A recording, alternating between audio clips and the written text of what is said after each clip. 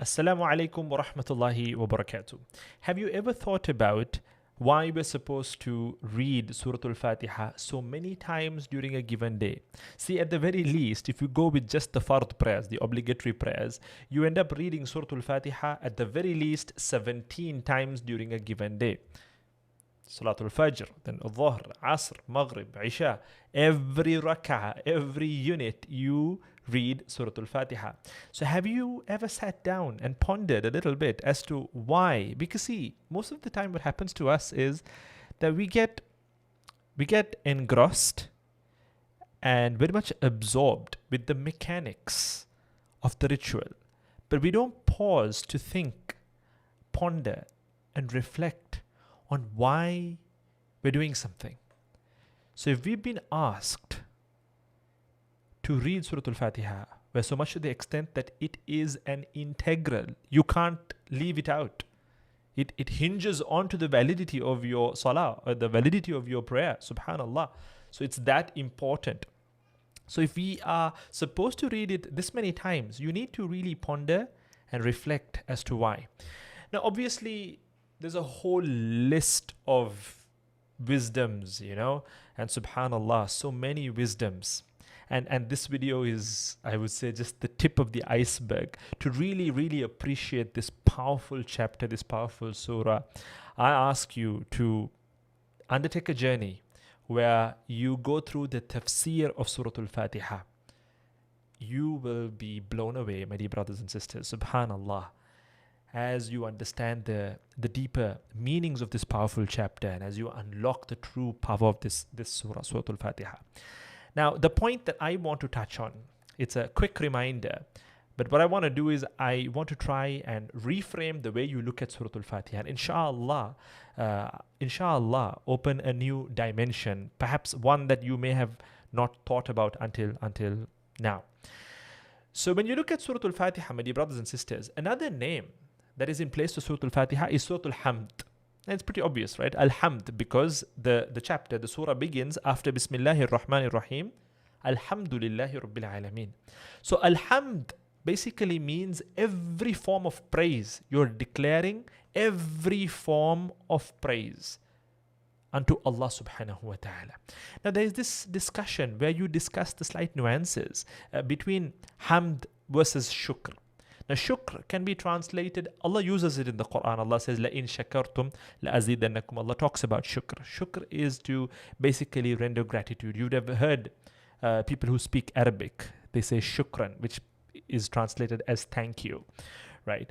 So now, regardless of the language, when you talk about thanks and gratitude, it is generally in place as a reciprocation for something, right? When someone does something nice, when someone gives you something, when someone helps you out, you basically thank them, right? So shukran, you thank them. But hamd, praise, is a lot broader, a lot more, I would say, a lot deeper than shukr. It runs deeper.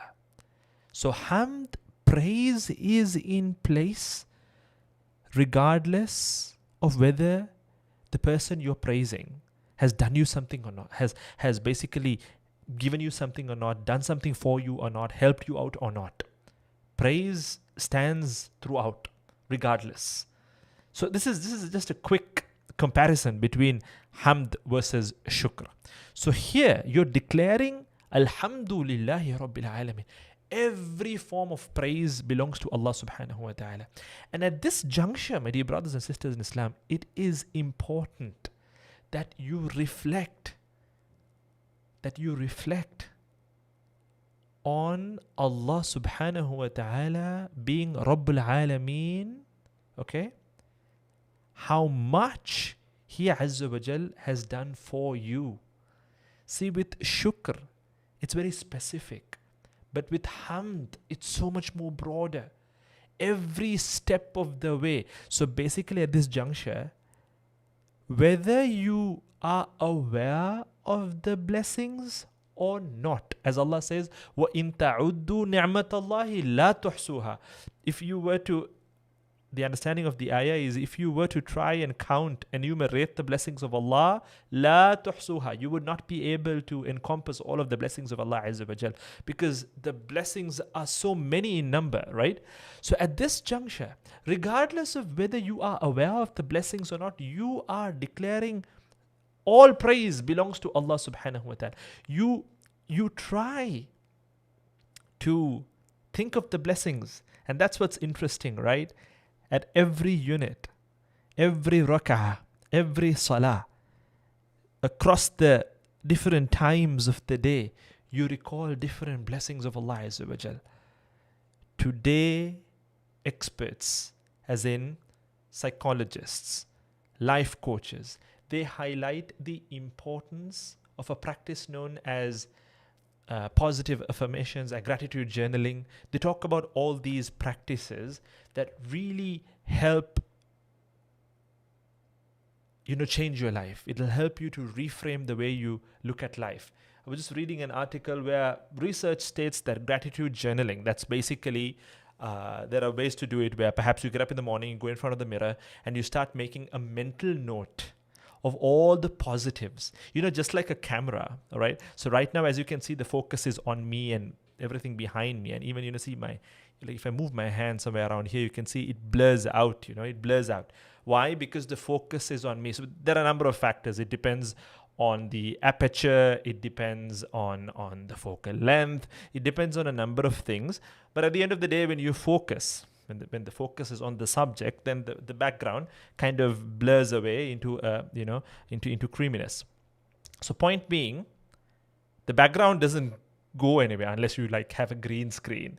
The background's still there, but you are in focus. So similarly in life, when you focus on the positives, they stay in focus.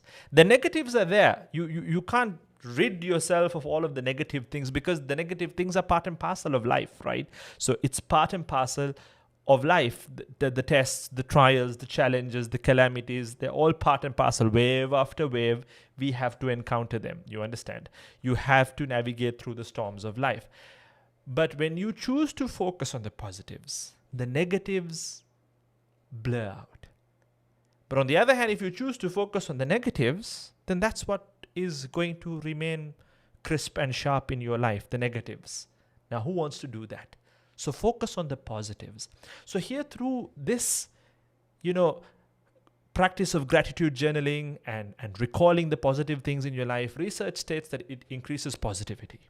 It improves self-esteem, as in it boosts self-love where you believe in yourself. And by doing so, research states that because when your self-esteem increases, your self-belief increases, you love yourself, you're happy with yourself, you're content with everything that Allah has given you. Now you are able to trust others at a higher level.